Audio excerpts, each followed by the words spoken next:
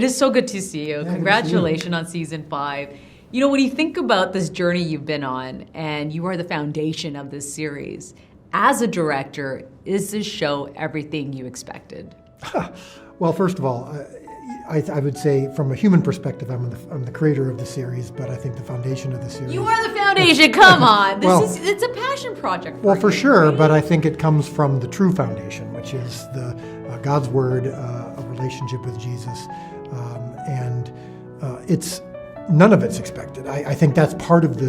I don't want to diminish it, but that's part of the charm of the show is that my experience, just personally, comes. The show was created out of failure, out of desperation, out of surrender, out of humility, out of God taking away my narcissism, my desire to please, my desire to avoid criticism, and my surrender and saying, okay, God, I don't care what happens. I don't care how successful or not it is. I just want to obey. And that has created in me a superpower in which I am not motivated by anything other than pleasing God and doing the best job that I can and making a television show that people can appreciate. And after that, the transaction's over. So by not feeling responsible for the result or for the response, it's given me a freedom to just try to make the best show that I can. And so, no, none of it's been expected, but I think that's okay. Yeah. How does one surrender? Well, usually, unfortunately, it oftentimes requires a breaking down of something. We don't typically surrender willingly. In a war, you surrender because you have no choice, because it's that or death, right? And you realize I'm going to lose, so I might as well surrender now instead of potentially die. Well, metaphorically speaking, I think that's true in life as well. I got to a place where my way of doing things wasn't working, and certainly wasn't creating in me the human being that I needed to be, which is someone who cares more about what God thinks than I care about what people think. And that wasn't me. And so the surrender in my situation was, all right, God, even if I never make another movie, which I really, really want to do, but if I never do, would I be okay with that? And truly getting to a place where I was okay with that. Yes, I wish I could have come to that on my own. It required failure. It required an honest look at the future and going, I may never make another movie, whether I want to or not. And that reality forced me to surrender. And thankfully, even now that I've reached, by all objective measures, a lot of success, it doesn't matter to me. I went through some of the comments, and this is a common thread.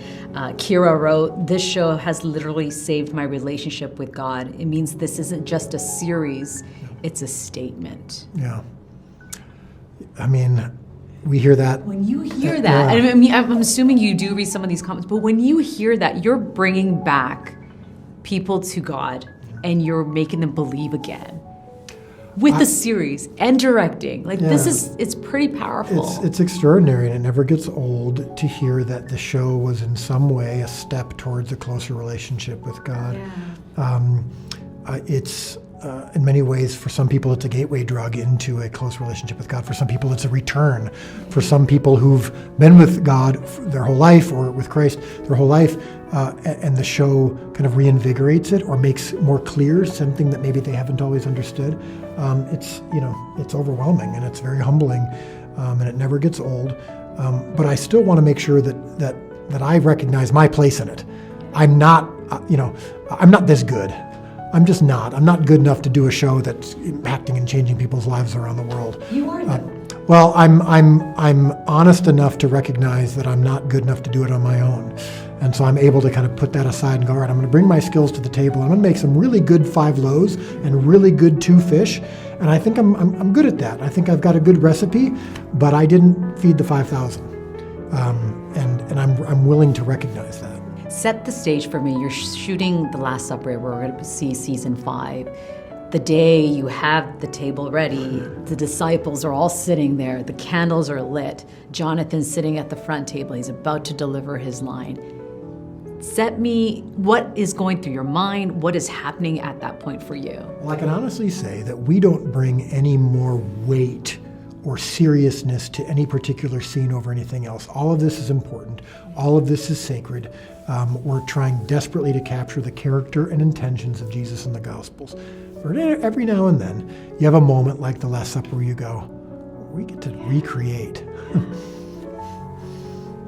We get to recreate one of the most beautiful moments in the history of the world that changed the world. And so, yes, my job as the director is to make sure that I'm accurately capturing what would have happened to the 12 people listening to Jesus give these words. And the humanity, the intimacy, and the authenticity of that is my number one job. But for a moment, I can step back and go, this moment changed the world, and I get the opportunity to recreate it. And there's going to be hundreds of millions of people who are going to see the Last Supper recreated in a way that's not just a painting, not just a stained glass window, but it's a living, breathing thing and a reminder that these were human beings realizing that the person they loved and worshiped wasn't going to be with them for very long. What is that like?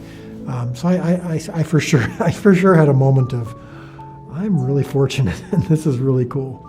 You know, last time I was here, I sat down with Jonathan and there was his video, a moment with him. It was 30 seconds and it did go viral. As you said, you saw that video and it had a really impact on a lot of people and they're questioning themselves. And I just found out I was cancer-free 3 days ago before doing that interview. So it was a gift. Yeah. And I'm getting a little emotional, but thank you for what you're doing, and everyone's feeling that spirit no matter who you are. So really appreciate that. Well, that's the beauty of that moment, was that what Jonathan was saying is not just how did I do in portraying Jesus. Yeah. It's how did I do in following Jesus too. Yeah. One more question quickly. He's like wrapping me there. One more question. Because moment, so she has more. Yeah.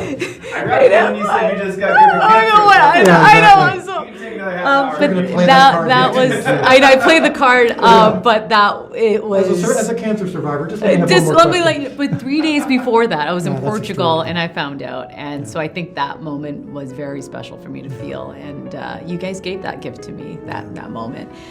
In the Last Supper, there's a line that says, "Your hearts will rejoice, and no one will ever take away your joy." How do you define joy? Well, joy is that supernatural state where, regardless of whether you're happy or sad, you are on an eternal perspective. Happiness is my favorite team won the game. Sadness is I've lost something or someone. Joy is I know where I'm going, I know who I am in God, and that is my foundation regardless of what's happening in the moment. Joy is eternal. And so when you get to that place where you recognize the difference between joy and happiness, it becomes a superpower. Thank you so much. Okay, now you can wrap me.